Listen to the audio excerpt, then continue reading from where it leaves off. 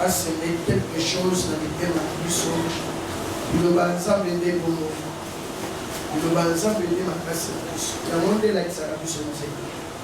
C'est pas à travers l'instrument là, quelque chose est contaminé. Tout le monde est pas comme ça. Nous disons merci, papa. Nous allons rencontrer Seigneur. Enseignez-nous, Seigneur, quelque chose qui est contaminé dans la bouche. C'est béni. Le papa est le lot.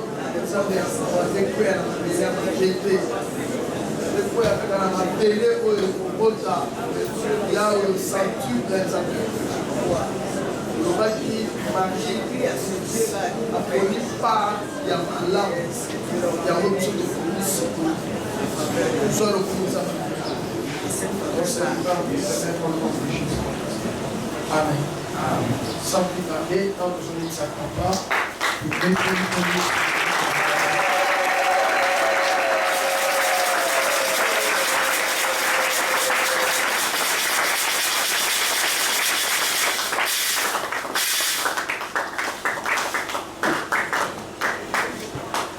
Alléluia. Amen.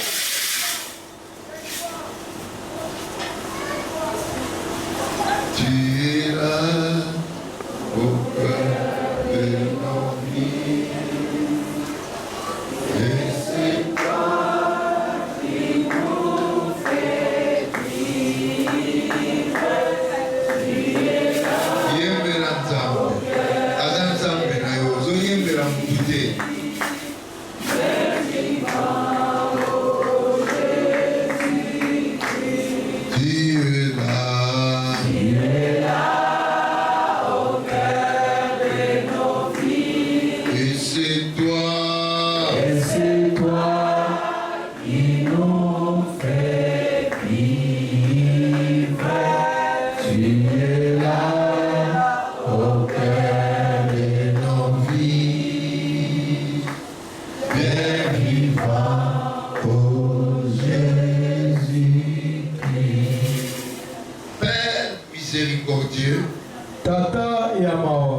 Nous avons besoin d'une vie transformée. Je sais qu'il y a des gens qui sont devenus haineux, qui ne veulent pas que les autres avancent, veulent pas que les autres soient pardonnés, veulent que le péché des autres soit exposé. Mais Jésus est amour. Il a couvert nos péchés. Il nous a guéris. Nous devons le faire aussi pour les autres. Notre cœur, c'est pour la prière. Notre cœur, c'est pour la prière. Nous prions pour les pardons. Nous prions pour pour la prospérité, pour le changement du cœur. Et tu as dit, garde mon cœur plus que tout. Aide-nous par cet enseignement à être transformés. Je prie au nom de Jésus. Dites à haute voix, Seigneur Jésus, par l'école des disciples, je veux être transformé. Amen. Amen. Asseyez-vous.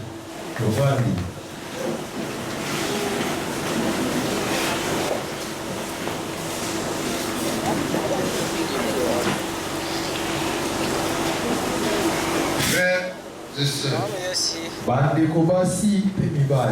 il y a quelque chose de très important. C'est Jésus qui l'a voulu. C'est Jésus qui l'a voulu. Qu'est-ce que Jésus a voulu? Il est venu mourir pour nous. Il a pris la place des hommes. Il a donné sa vie pour remplacer cette vie qui a été perdue. Il y a un exemple que nous connaissons ici. Le morceau de fer était dans l'eau. Mais Jésus-Christ, avec sa croix, est venu sortir ça. C'était un miracle. Et ça restera un miracle. Quelque chose est tombé dans ta vie. Crois que ce matin, le miracle se fera par la croix. Se fera par la parole. Je sais que tu es décidé à faire du mal. Je sais que tu es décidé à détruire une autre personne. Mais je t'annonce qu'il y a un homme qui s'est décidé de prendre la souffrance que j'ai, de prendre la place des autres, et que lui obtienne cette honte. C'est Jésus qui l'a fait. Mais il ne l'a pas fait pour rien. Il l'a fait pour que nous puissions suivre cette exemple. David un jour avait l'occasion de tuer Saoul.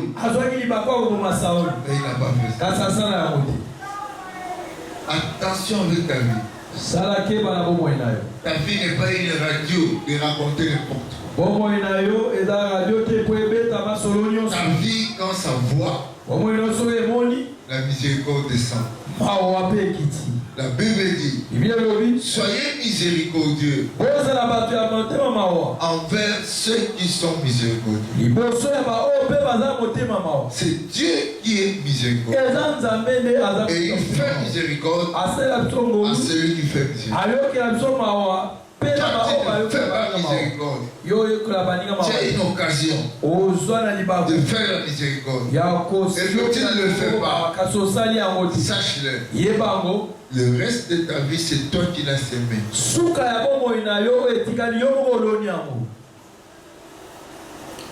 Ma bouche est là pour bénir les autres. Mais ma vie, c'est le diable qui envie ça. Jésus a dit à Pierre, le diable fait tout pour te détruire.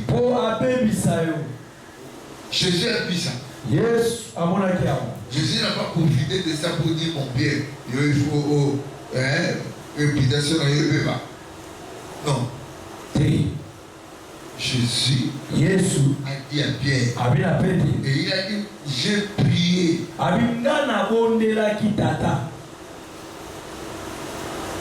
Il y a des choses. Moi, quand je prêche, je me demande, est-ce que tu es rassasié de la parole de Dieu?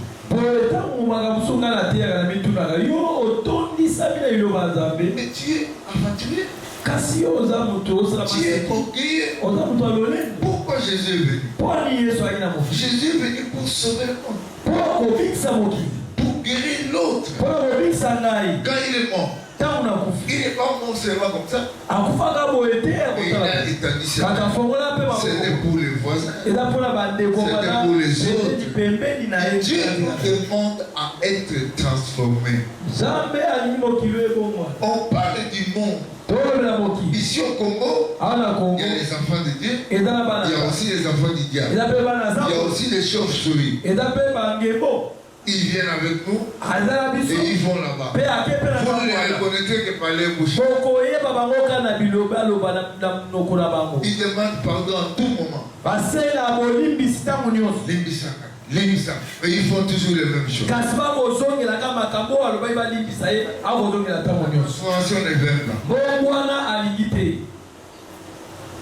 La grande commission que Jésus a donnée. Matthieu 28. 18 à 20. Quelqu'un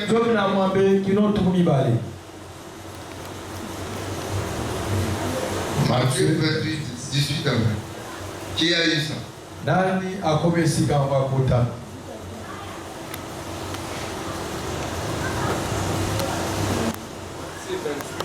C'est 18 à 20. 18 à 20. Nous lisons au nom de Jésus. Amen.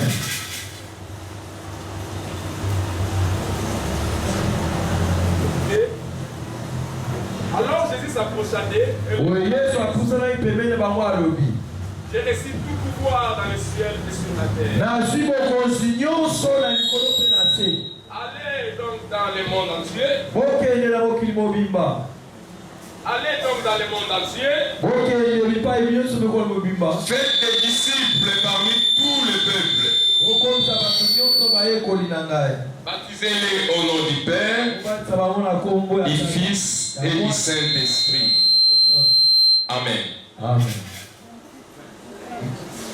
20.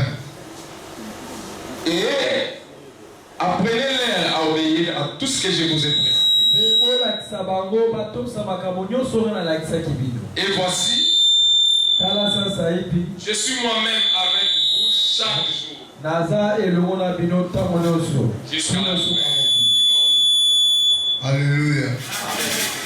Je suis moi-même Ngai moko naza elongo na bino. avec vous. Na bino. Donc Jésus ne te laissera jamais seul. Eyikoloba Yesu akotikaka yo Il y a yoko une mission. eza na etinda. Il est venu dans ce monde pas seulement pour montrer le ressuscité, Ayaki na mokili te po asepisa biso kaka.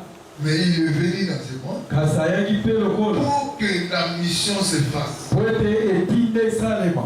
La commission Ama commission que Jésus va donner. oyo Yesu azopesa. Nous lisons encore Marc 16. Malako okabu ya 11. Marc 16. Verset 15. Nzela 15 Et descend. mpe tobandi okita malema. Marc 16, À partir du 15e verset. verset 15, nous lisons au nom de Jésus. Amen. Et il leur dit, Mpe alobi na bango allez dans le monde entier, bokende mokili mobimba annoncez la bonne nouvelle à tous les hommes. koteya sango malamu na bikelamu nyonso. Celui qui croira et sera baptisé sera sauvé. Moto akondimela mpe akozwa libatisi akobika. Celui qui ne croira pas sera condamné. Kasi oyo akondima te akozwa etumbu. Voici les signes miraculeux qui accompagneront ceux qui auront. Tala bilembo mpe bikambo ekolanda bango bakondimela. Ça seront des démons, bakobengana bademona, parleront des langues nouvelles, bakoloba minoko ya sika, saisiront des serpents venimeux. bakosimba banyoka. Ou s'il arrive de boire un poisson mortel, Atako bameli eloko moko ekoki un koboma. poison mortel, Hein? un poison mortel, Poison mortel, oyo ekoboma cela ne leur cause. yango ekosala bango eloko moko te. Et ils imposeront les mains Bakotiela babeli maboko et ceux-ci seront mpe créés. babeli wana bakobika. Alléluia. Est-ce qu'on peut applaudir cette Tokobetela lelo bango yango makasi. Quelqu'un dit qu'il a la foi. Ntango moto azolobeti aza ya kondima, La première chose qui indique la foi, eloko ya liboso ezotanisaka aza ya kondima c'est ta relation avec la parole de Dieu. eza boyokani na yo na liloba Si tu nzambe. n'as plus la relation avec la parole de Soki Dieu, oza na boyokani te na liloba nzambe, tu connais, oyebi tu n'as plus la foi. oza su na kondima te.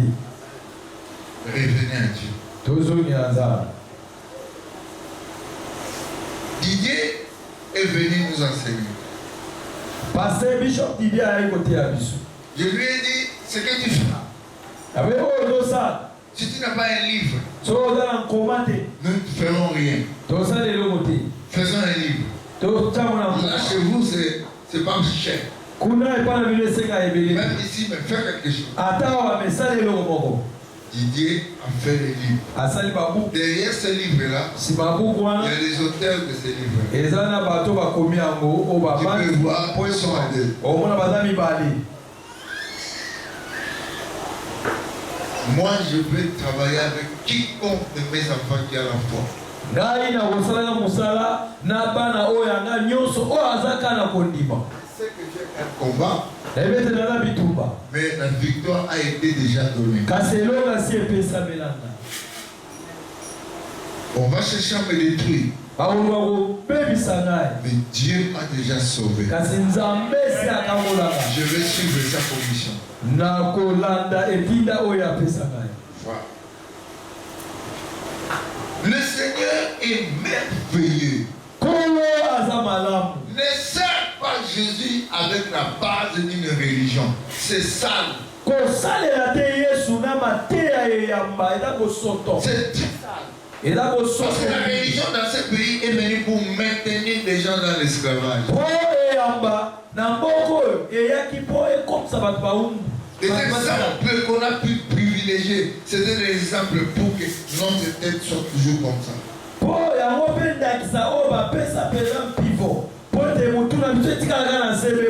Aujourd'hui, si tu entres dans cette commission, ta tête sera debout. Tu travailleras pour l'argent. Tu travailleras pour les maîtres. Tu ne chercheras pas de fétiches. Mais tu vivras selon le Seigneur. C'est par son esprit. Jésus est venu avant de commencer son travail. Après être parlé par le Père, c'est mon fils bien-aimé. Jésus est allé prier pour que le Saint-Esprit vis avec le Saint-Esprit. Cherche le Saint-Esprit. Adore le Saint-Esprit. Loue-le. Il sera toujours avec toi. Même si tu n'adores pas, il sera avec toi. Mais il sera comment? Triste.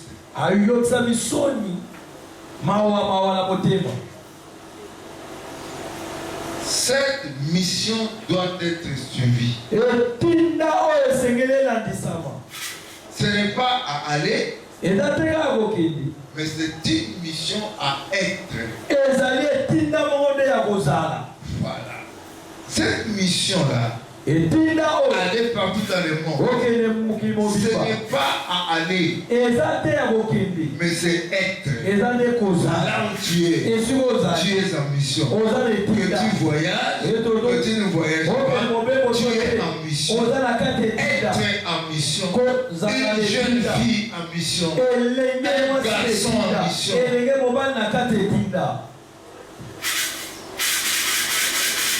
Fais ton travail. Maman 12 en mission. La mission, ce n'est pas à aller. La mission, c'est être. La mission est une mission à être. Tout être. Tout être. Tout ton être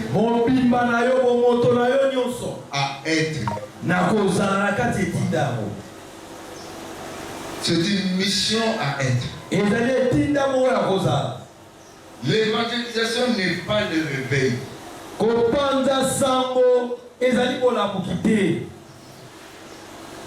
Le réveil, c'est autre chose. Jésus n'est pas venu pour mais Jésus est venu pour sauver le monde. Jésus est venu pour que le monde soit sauvé. L'évangélisation, ce n'est pas le réveil. Jésus n'a pas réveillé les Sadducéens. Mais il a évangélisé les gens. Les apôtres sont levés pour évangéliser. Alléluia. Amen. L'évangélisation est une. Là, on fait l'évangélisation. Les vies font quoi?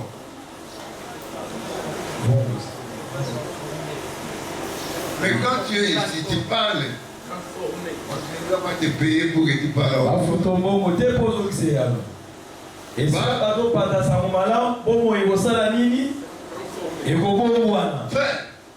L'évangile, si ça ne te transforme pas, qui va te transformer? $1 million.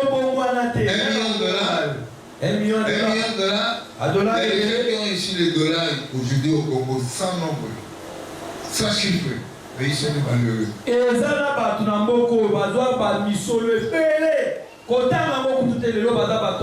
Jésus a donné cette mission Allez par tout le monde.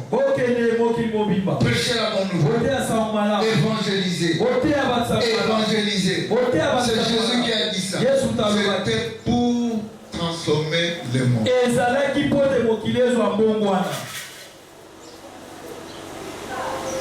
Croire à une complète transformation. J'avais dit ça. Cette année, nous avons commencé. Mais l'année prochaine, c'est une année de transformation. Donc, on ne peut pas transformer le monde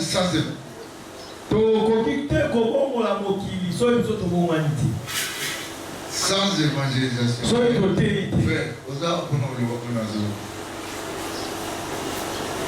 On ne peut pas transformer le monde sans l'évangélisation. Sans Opanza, sans Mala. Yote. Parce que l'évangélisation.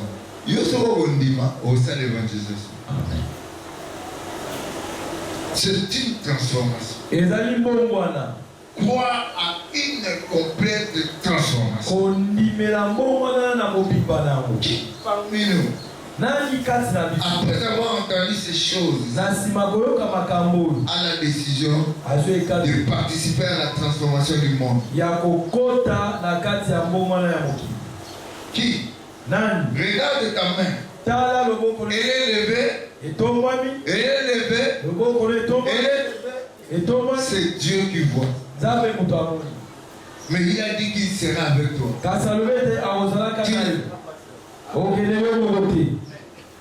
Tu ne seras pas seul. Donc quand tu prêches, lui est là pour guérir, pour sauver, pour changer. Il sera là. Parce que ce qui sera prêché, c'est sa vie. Ne va pas l'évangélisation prêcher ta coutume. Prêche Jésus. C'est lui qui est là. C'est lui qui guérit. C'est lui qui fait marcher les parents. C'est lui qui fait vivre les gens. Dis dans toi, oui, yes. Dis dans toi, yes. Pourquoi? Pour la transformation. Amen. Merci de sa réponse sur l'évangélisation. Oui, c'est Dieu qui dit ça. C'est Dieu qui donne l'ordre. Écoutez-moi. Vous avez vu ma résurrection. Vous avez vu tout cela. Mais allez dans tout le monde. Prêchez la bonne nouvelle. Dites aux gens ce que je fais. C'était pour vous. Écoutez-moi bien. Dites-moi, Seigneur, merci pour ta réponse sur l'évangélisation. Qui est le modèle? Qui est le modèle de l'évangélisation? Je n'entends pas. Qui est le modèle? Le modèle, c'est Jésus.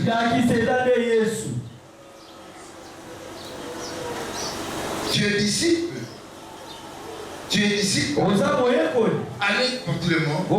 Faites des discrétions. Mais disciples. Jésus veut bien transformer ce monde. Christ est le modèle exemple. Quelle est ta relation avec les gens? C'est ça la clé. Tu es là. Quand tu parles, c'est pour t'élever. C'est moi le premier. C'est moi qui ai beaucoup d'argent dans cette église. C'est moi qui prie beaucoup. Moi, on parle de... Ça n'a pas de sens. Jésus a été le modèle. Il sera le modèle. Il est le plus humble. Il a entendu les gens parler de lui. Il a entendu les gens parler contre lui. Qu'est-ce que les gens disent de moi? Il y a des gens qui ont dit qu'il était Belzéboul. Tout ce que tu dis là, Jésus aussi on a dit ça. Moi je voyage beaucoup. Quand vous allez en Angleterre, il y a une famille qu'on dit que ceux-là sont les descendants de la famille de Marie de Magdala et Jésus.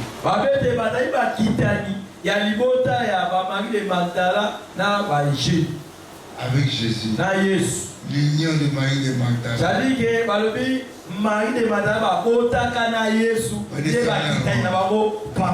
Le diable, quand on dit qu'il est menteur, c'est une blague.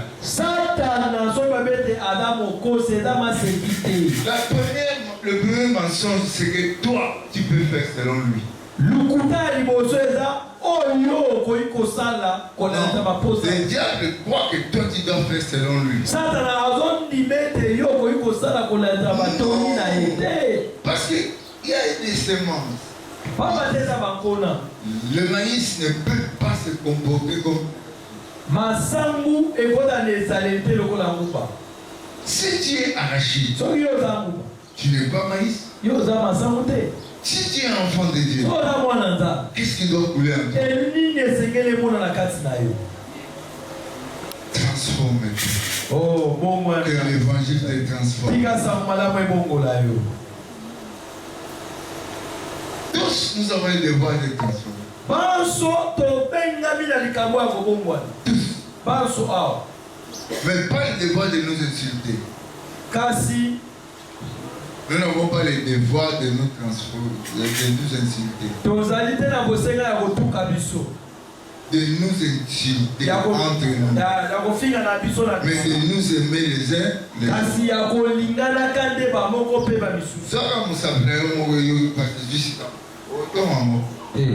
autres.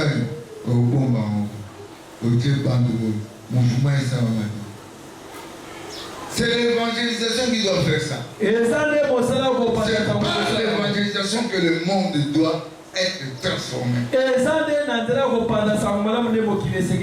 ta relation avec les autres, avec les gens? Cherchez à ce qu'ils vivent. Qu'ils vivent quoi? Cherchez à ce que ces gens-là, les autres, vivent Christ.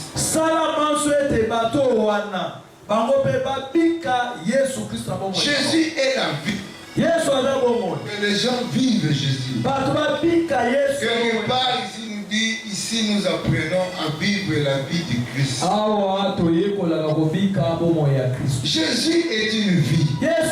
Si toi tu connais,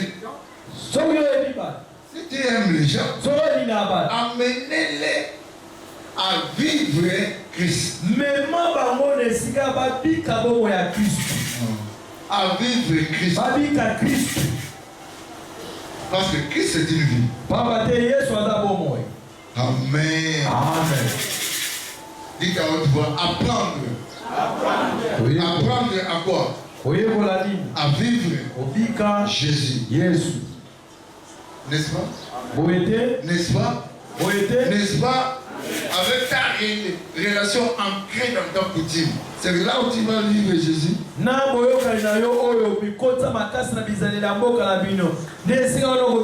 C'est là où tu vas vivre Jésus. Nous avons un court temps pour apprendre à vivre Jésus.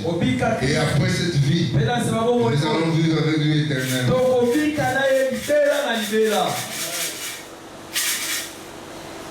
Apprendre à vivre Jésus. C'est apprendre à vivre selon Jésus.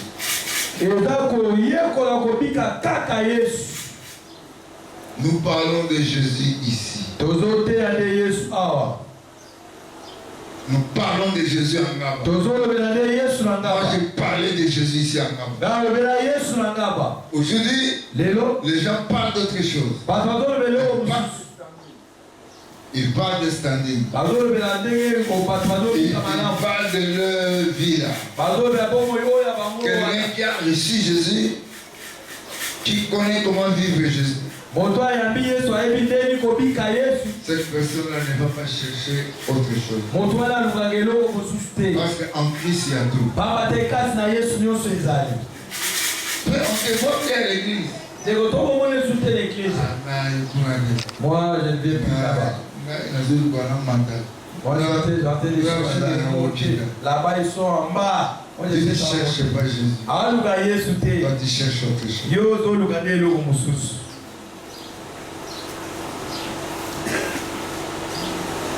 Nous parlons ici de qui? Sans volonté, c'est quoi?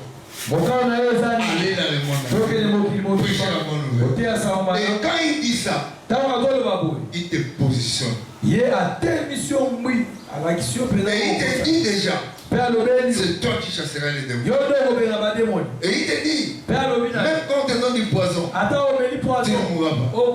Le poison, ce n'est pas seulement le poison de l'eau. On le met sur la chaise.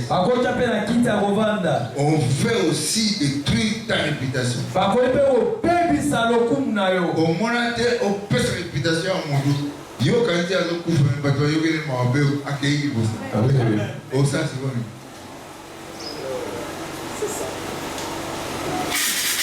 Attention. C'est moi qui ai prêché la parole ici. Et je vois beaucoup d'enfants aller partout. Je suis allé aux États-Unis. Je prêchais dans l'église de mon interprète. Pendant 10 ans. Il a été mon interprète. Placide Moa. Dans le monde entier, j'ai dit à Ngaba.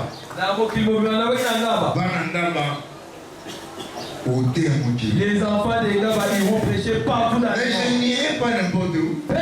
J'irai chez ceux qui croient encore que je suis le Père. Je ne fais pas de blagues, je n'irai pas.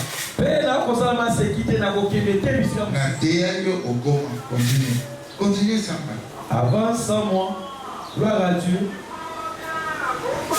Nous parlons ici de qui? Nous parlons de qui? Jésus. Je vis le monde changer. Moi je vis le monde changer. Je vis aussi maintenant les gens qui avaient été changés. Changer encore. Et devenir du diable. Empêcher le progrès à l'église. Par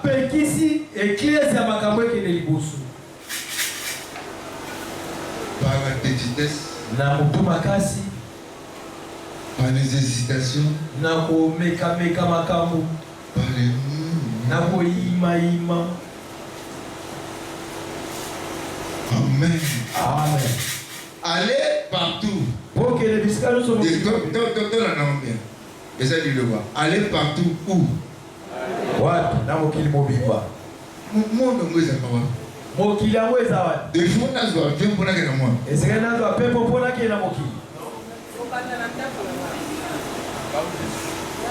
et si quelqu'un n'a pas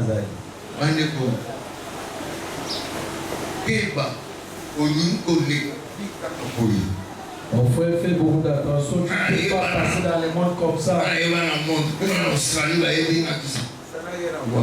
Et là, vous savez, mon côté pour la mission à l'Australie, tu verras les pasteurs australiens qui au monde, il y a pasteur au Badab australien, mais pas au thé dans le là-bas. Là où tu es, tu ne prêches plus l'évangile. Tu ne prêches plus l'évangile. Tu fais remarquer aux gens des choses. Mais tu vivras comment? Parce que l'autre c'est prêcher l'évangile. Parler aux gens de Jésus. C'est pas suffisant, mon frère.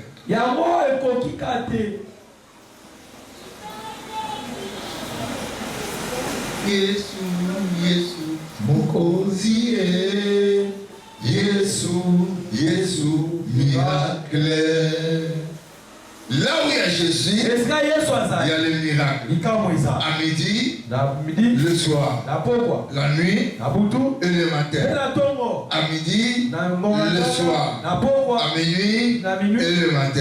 Le miracle, c'est là où est Jésus. Jésus fait les miracles et il a dit, je serai avec vous tous les jours. Jésus n'a pas de congé, il n'a pas de repos, il restera avec vous.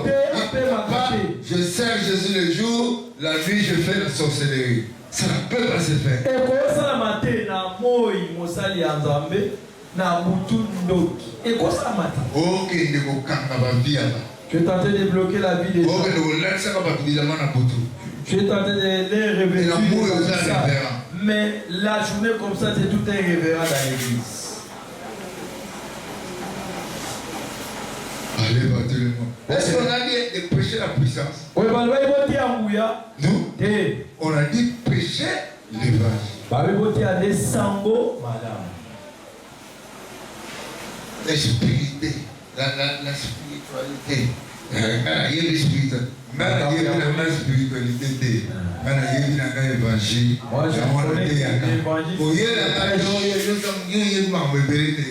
L'évangile. Moi, je connais que l'évangile. Et il y a des preuves. Pourquoi le monde a changé, mes paroles ont transformé la vie de beaucoup de gens, beaucoup de choses aussi ont changé.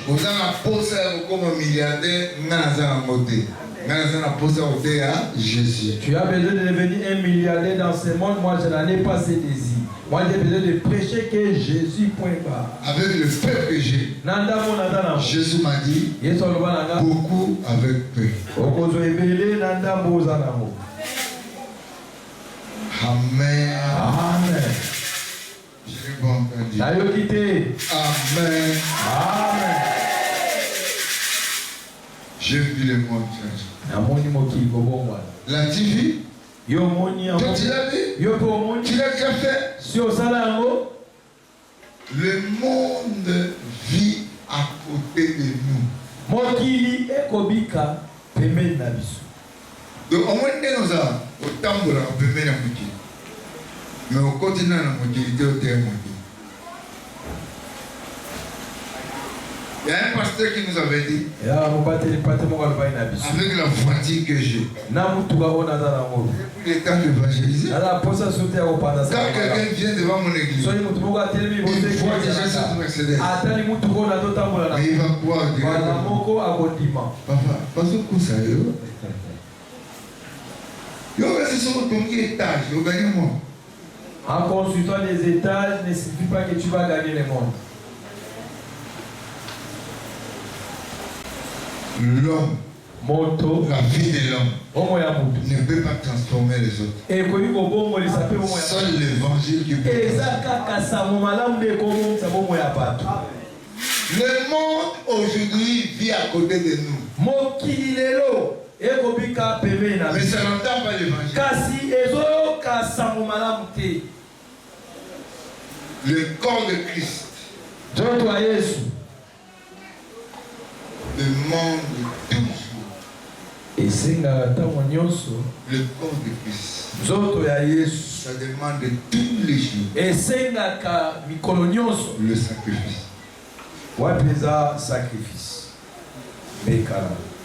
Si le corps de Christ abandonne le sacrifice, si le corps de Christ abandonne le sacrifice, je ne serai pas péché.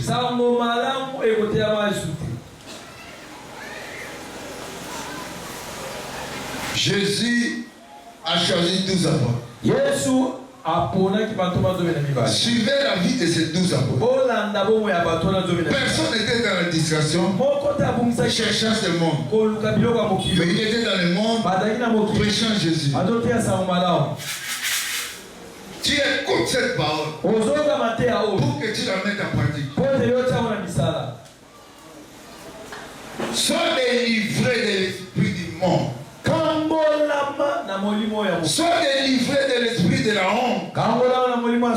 La grâce de Dieu est ici. C'est un lieu pour toi. Toi qui m'écoutes, lundi, c'est un jour de miracle. Le disciple doit être perfectionné.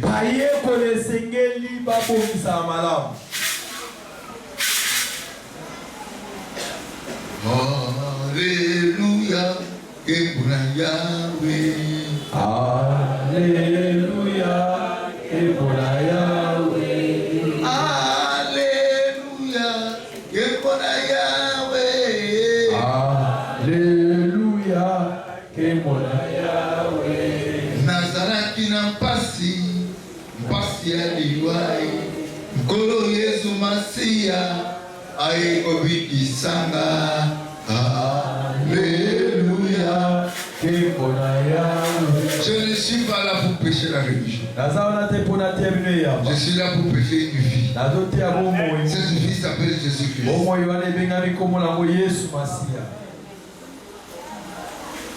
L'église commence à prêcher, passer la vie sur les témoignages des gens qui sont devenus extraordinaires. Ecclesia ebali koteya mate komi kosimba bomo ya bato yo bakoma bato ya bokama bakamusa moki te.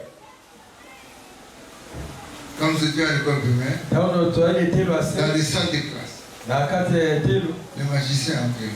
Il y avait même des magiciens qui étaient des grands magiciens. Ils venaient pour qu'à l'école on voit ce qu'ils font.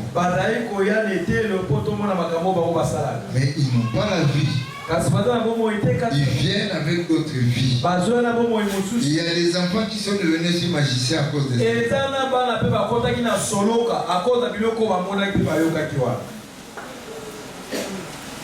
Le corps de Christ a toujours besoin de quoi? Ça demande les sacrifices. Si tu es dans le corps de Christ, tu vas vivre les sacrifices. Parce que si tu ne peux pas dire que ma vie est bénie,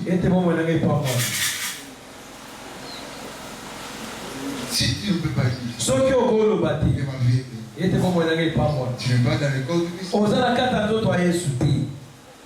Le corps de Christ demande toujours des sacrifices. Lui-même Jésus, il vivait les sacrifices. Il le faisait, il le passait tous les jours. Et à la fin de sa vie, par les sacrifices, il a gagné le monde. Tous les enseignements, tous les enseignements bibliques, tous les enseignements bibliques. Est-ce que vous m'écoutez? Tous les enseignements bibliques. Je répète. Tous les enseignements bibliques. Toutes les prédications bibliques. Ça finit par le miracle.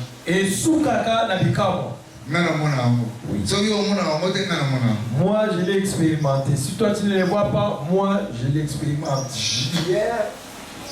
J'étais chez Chéni. L'homme n'attaquait pas docteur Chéni. Je prêchais la parole. J'ai dit aux gens, si tu rencontres Jésus, tu ne peux plus être la même personne.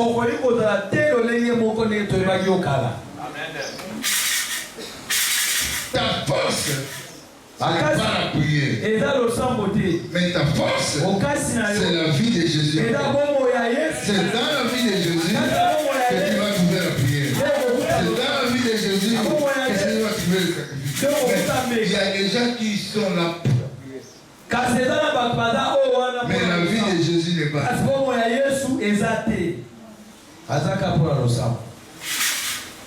Et ce sont ces gens-là qui tuent le monde avec les prophéties. Parce qu'ils ne croient pas que quelqu'un peut prier sans prophétie. Ils ne croient pas que quelqu'un peut prier sans prophétie. Parce que la prophétie, c'est Jésus qui donne. Ce n'est pas toi qui donne. Tu vas donner ce qui n'est pas fait.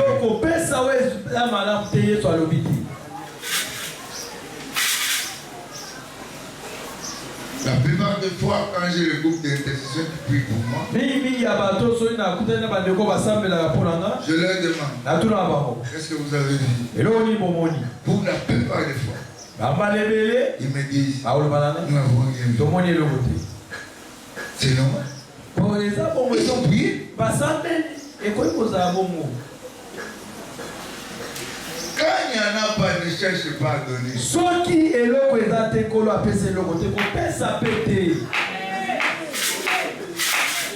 Nicolas a prophétisé sur un guitare. Ces derniers temps ne prophétisent plus. Pendant la Genèse, lis la Bible de Genèse à l'Apocalypse.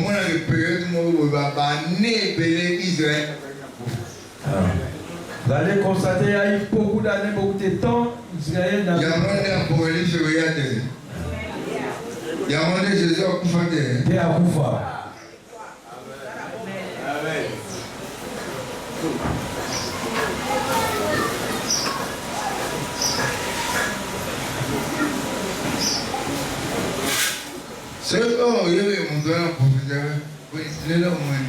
aujourd'hui, qu'est-ce que tu as vu?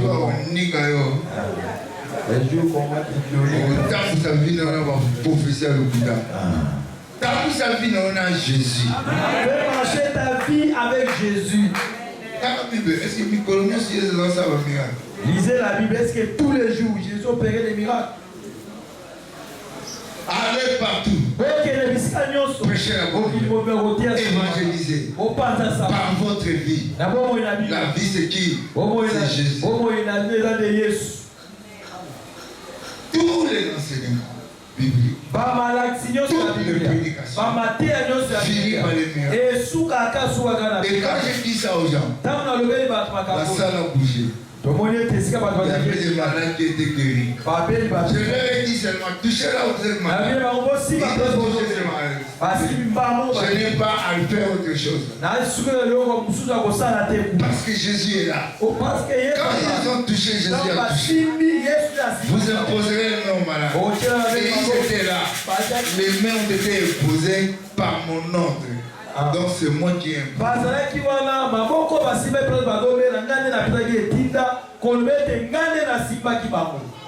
Sois guéri.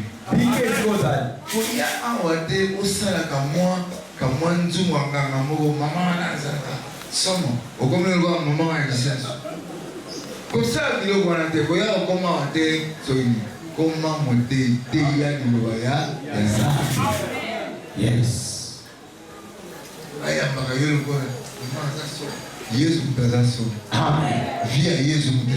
Amen.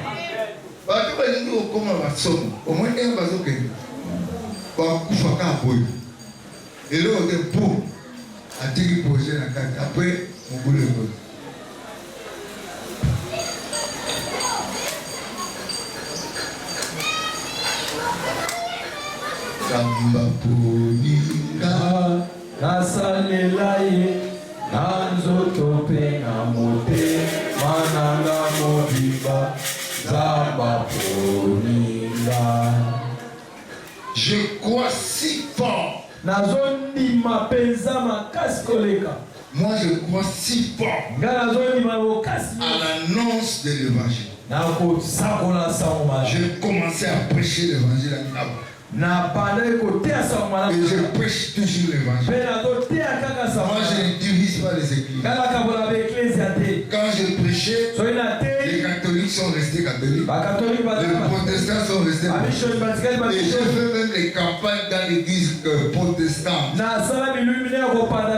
n'est pas moi qui amène Jésus. C'est Jésus qui s'amène là où je prêche.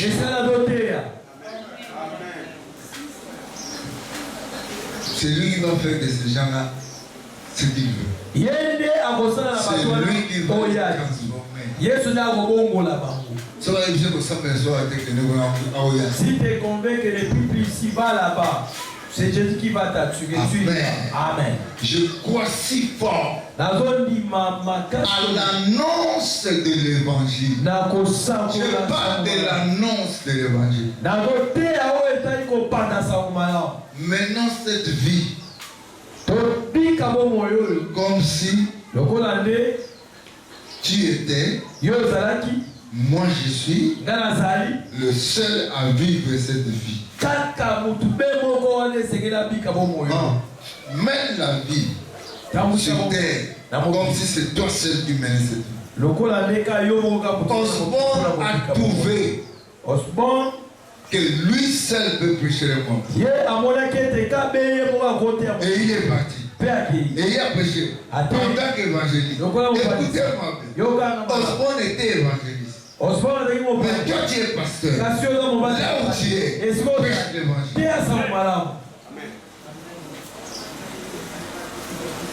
Ton église peut devenir ce que tu penses.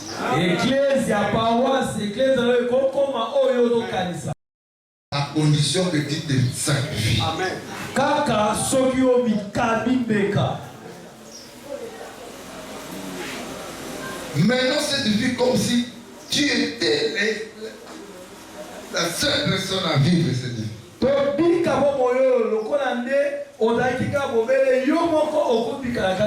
Écoutez-moi, la multiplication est un état d'esprit différent. Dieu dit allez faire de toutes les nations. Sa vie doit être multipliée en toi. C'est donc là la chance, il a beaucoup d'argent. Tout ça c'est rien. C'est la vie de Jésus qui tient besoin. Nous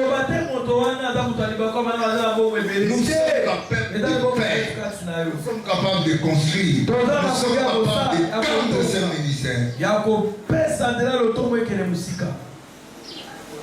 Avec la vie de Jésus. Acte 10 et 38. La multiplication est un état différent. Tu vas lire ça. Acte 10, 38.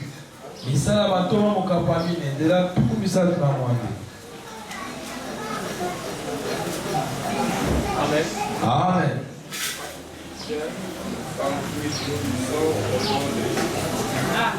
Acte 10, 38. La Bible, Amen.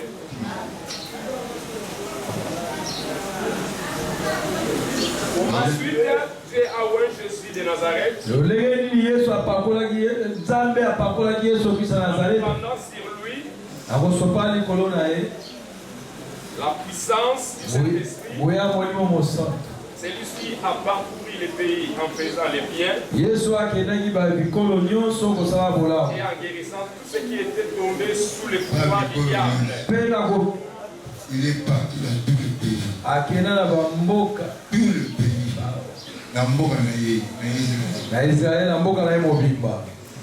Car Dieu était avec lui.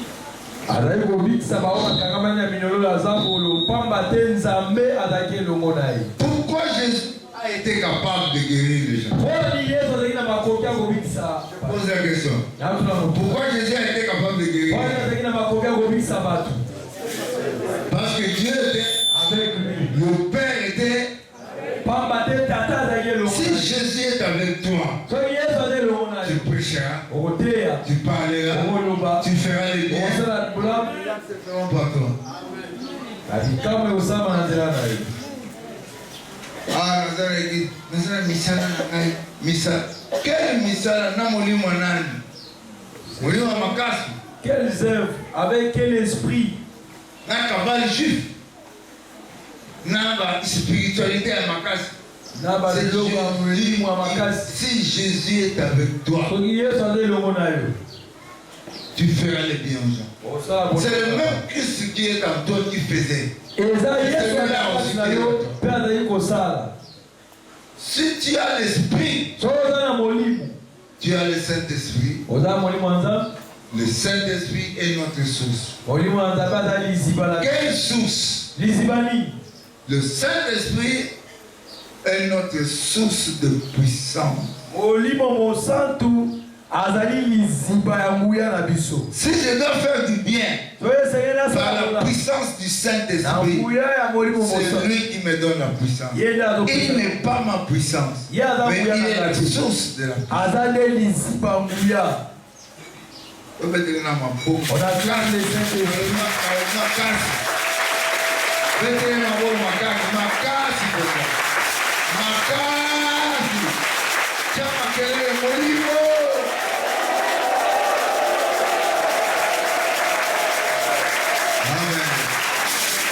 Qui est-il?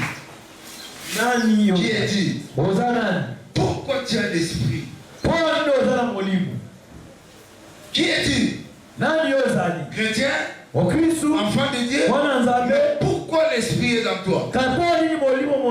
C'est pour faire le bien, mais pas pour critiquer les gens.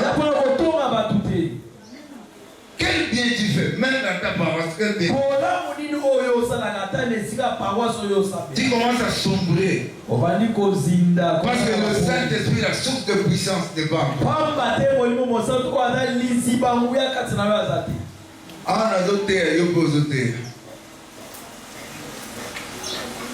Alléluia. Dites à haute voix, j'ai l'Esprit. J'ai l'Esprit Saint en moi. C'est pourquoi quand tu pêches le matin, sois conscient qu'il peut faire de grandes choses. Ouvre ta bouche pour proclamer ces choses. Finis la sécheresse dans ta vie. Quand l'ennemi vient, il nous montre déjà son plan. Dans sa prophétie, nous les chassons aussi dans la forme. Au lieu de la forme à prophétie, tu peux un peu la forme.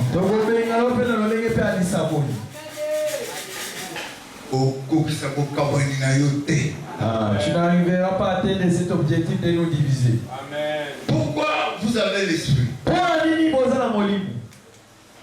Il vous met, le Saint-Esprit vous met dans une position. Le Saint-Esprit vous met dans une position importante. Tu as le Saint-Esprit. Il te met dans une position importante. Je ne suis pas là pour accepter tout ce que les gens veulent me dire. Mais je suis là pour vivre la vie de Jésus. Si elle est mal à moi, je m'humilie devant les Seigneur. Si mon peuple est ce qui est de mon peuple, je m'humilie, prie, je cherche mon femme, abandonne ce moment. J'ai guéri son père.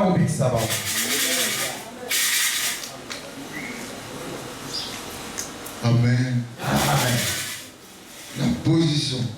Le Saint-Esprit vous met dans une position importante. Quand tu es sous le Saint-Esprit,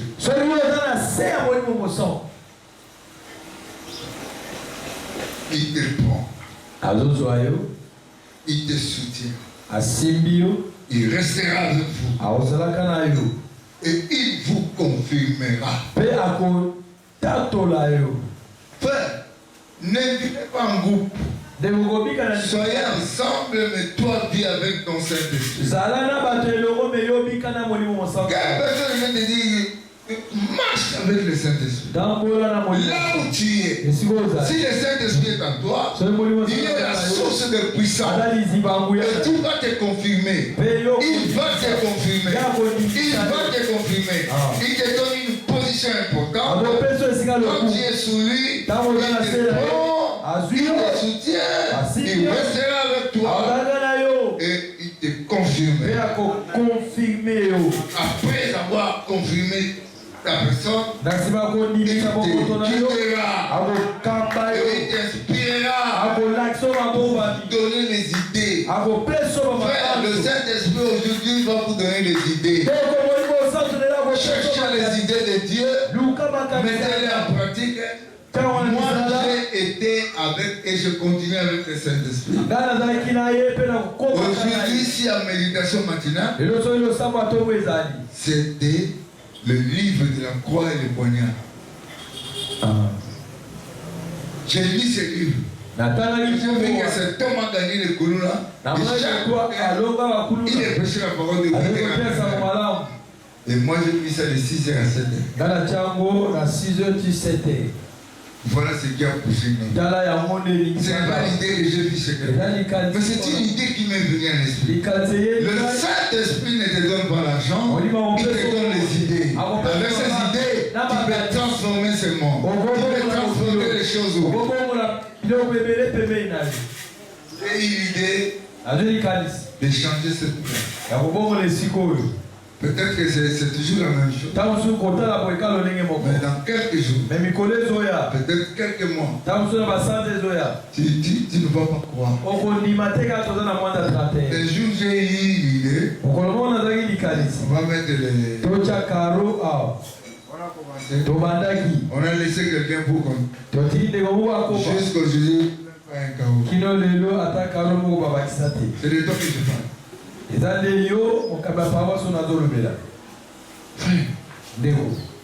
il n'a pas la puissance.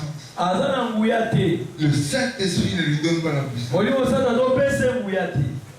Mais quand tu as la puissance, tu auras l'inspiration. Il va t'inspirer. J'étais à Lemba, dans une maison de la sœur Génie. J'ai regardé une télévision, il y avait un film de Rambo. J'ai vu Rambo, une seule personne qui était en train de tuer tout le monde. Moi j'ai dit, moi je suis Rambo en Gaba. Et je suis revenu ce jour-là. Pas comme je suis rentré. J'ai eu l'idée, je serai seul. Et je vais gagner Rambo. Aujourd'hui ce n'est pas un rêve quand les gens disent papa en Gaba. Ils ont idée et où t'as. Pour nous avons idée que yo peut échouer. Et où tu vas. Et aussi, comment est-ce qu'on a cette idée? Il faut ça salon, il faut ça commerce, il faut ça. Ailleurs, tout ça, on a biche, tout ça, on a. Mon bain n'est pas ça, non. Lélo, attends qu'il peut être sur la piste.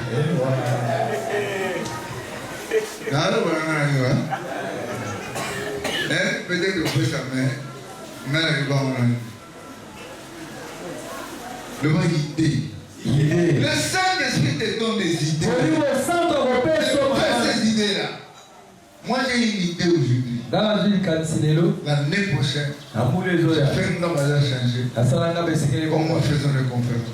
Avec un instrument qui peut coûter même $3,000 et tout ce qu'on peut dépenser par jour.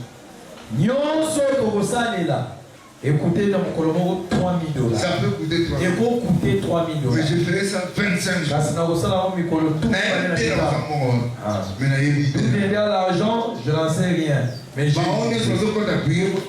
tous ceux qui partent prier, voilà les cieux de prière. Là-bas, il faut échanger. Là, essayer les bons mois. Mais côté la maison Macadama, tu comprends la côté. Ouais, mais ça c'est pas que l'État place en de limite. Il y a un homme à voir. Et va comme nous sommes tout le monde bien. Vous avez flatté le bisou. Vous savez le bisou bien. Oui.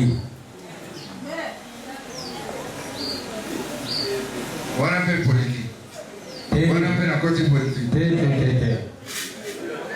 Un camarade dans la boîte à sardines de Tchalouma. Aux hommes dans un monde. Amen. Amen.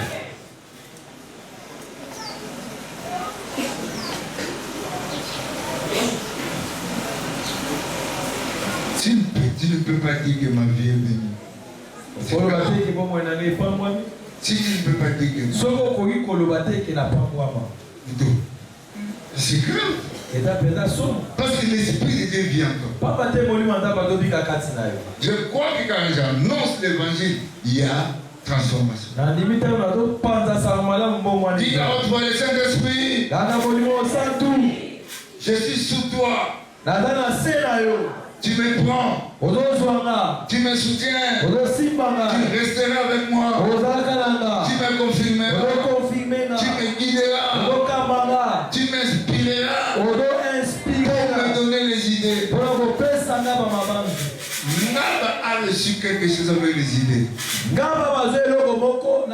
Je dis aux jeunes filles, quand un garçon s'approche de toi, dis-lui, Jésus t'aime. Yesu basi ya période na baoni sosai na gamba ba beta ngabe kuna ni gamba ngara ni manga évangile faut sacrifice. J'étais touché par des gens mauvais à cause de cela. Les inspirations. Ne sois pas inspiré dans les campagnes juives, sois inspiré dans Jésus. Yesu a inspiré. Amen. Vous pouvez lui faire confiance. Je suis témoin. J'ai parlé à la guerre se tue. J'ai parlé au rebelle qui n'arrivera pas à Kinshasa. Jusqu'à présent, il n'arrive pas. Il y a beaucoup de choses que j'ai annoncées dans ce pays. Le pays est divisé. Et j'ai dit, 30 juin, le pays sera réuni. On aura le seul monnaie. Et cela s'est fait. Amen. Tu as le Saint-Esprit. Vive sur le Saint-Esprit. Jeune fille, vive sur le Saint-Esprit. Garçon, vive sur le Saint-Esprit. Ici, ce n'est pas le royaume où les gens se battent. Ici, c'est le royaume d'amour. Tu connais les secrets des gens pendant l'amour. Il y a eu pendant 1000 fois.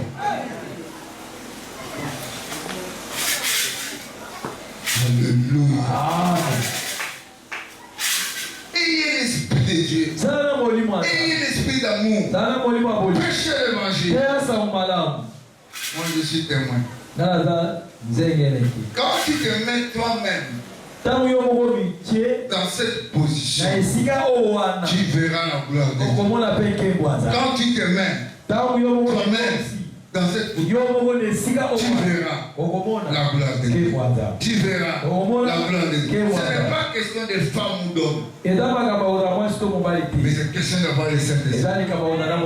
Ayez de nouvelles idées au nom de Jésus. Dieu va pouvoir. Dieu va pouvoir. Dieu va pouvoir. On te donne une position. Tu es pasteur. C'est fini. Je n'ai pas d'argent à te donner. Avec tes idées, tu veux changer là où tu es. Il y a le Benasabo, le Naozomoa. Déjà, moi, on l'a dit, nous avons eu un c'est là qu'on place. Papa, il dit au Bénin. Pamboli Mouto comme pasteur. Il y a ce qu'on a gomme. Et si on l'a levé dans la communauté, aïe, on a gomme. Qu'est-ce que c'est un mouvement? Quand on va comme ça, bon, bateau va y avoir un hôtel. On doit tout mon corps en tomant. Non, on a quelque chose. Papa, on va d'accord. Et quoi? Ticket venu. Partenaire va venir. Nous avons une maman zate. Quand ça va partenaire pour posséder mon tuté, mais ça va partenaire pour se comme ça. Amen. Amen. Amen. Dites à l'autre fois, Dieu va pouvoir. Dieu va pouvoir. Zamba Rosalisa. Voilà, il y a un de Dieu va pouvoir. Dieu va pouvoir. Ah ouais, c'est ça qui, c'est 3 ans. Dans l'accès va te donner aux ans. Dans la zone, na maye na yebi ke oya ningi na yete na yebi ke oyo maye le tandam on garde position na yote attends la consacration. Quand tu vis sous le Saint-Esprit, il te donne les idées, il m'a donné les idées jusqu'à refuser l'argent des gens. Moi je n'ai pas reçu tout l'argent. Il y a des blancs qui sont venus me dire. Papa, c'est une montagne à son baillot, on peut s'en prendre.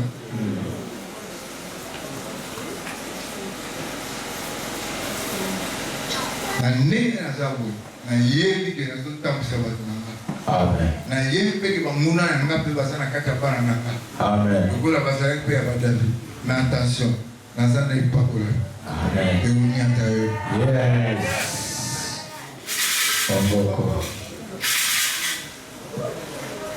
Alléluia. Amen. Ganga, Dieu va pouvoir.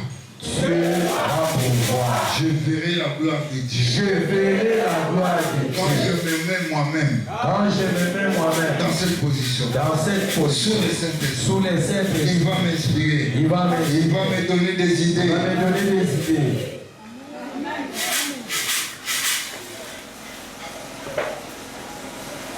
Prêche la parole. On te donne une semaine. Prêche une semaine. J'étais avec vous à l'échanger. Et les gens qui croyaient que de Saliti n'a pas quoi. tokorate mbongo ozalate batie biso tala prix tosilisa te tosilisa iyo ozaloba apôtre atikaka naotika super naza na inspiration. Amen. Amen. Amen.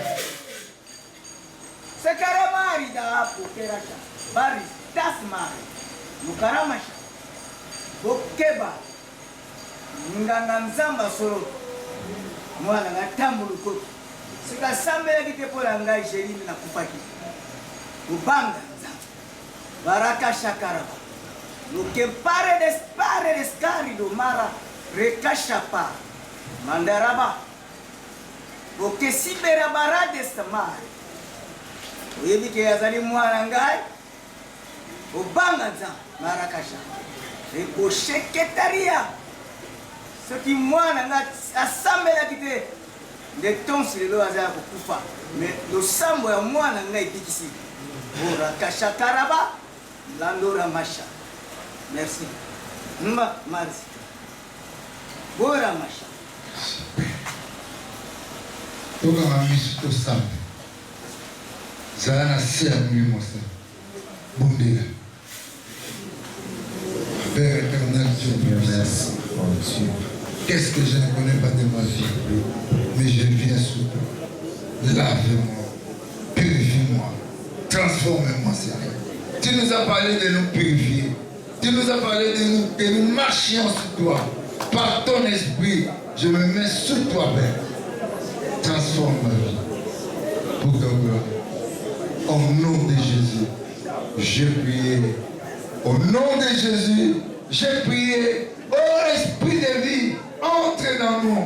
Oh Esprit de vie, inspire-nous. Nous sommes une école de disciples. Inspire-nous, que nous fassions des biens aux gens. Jésus était rempli du Saint-Esprit. Il faisait le bien. Merci Seigneur. Merci Seigneur. Merci Jésus. Au nom de Jésus. Gloire à toi, gloire à toi, gloire à toi Saint-Esprit. Gloire à toi Saint-Esprit. Gloire à toi Saint-Esprit. Seigneur, que l'évangile soit prêché par nous. Que la parole de Dieu soit animée par nous. Que les prédications soient faites avec amour. Que la parole de Dieu entre là où nous sommes, dans nos lieux. Au nom de Jésus. On acclame le Seigneur. On revient gloire à toi Seigneur. Gloire à toi. Dans la maison de l'Éternel, que tout s'écrit. Dans la maison de l'Éternel, que tout s'écrit. La troisième fois. Gloire. Dans la maison de l'Éternel, tout s'écrit. Côté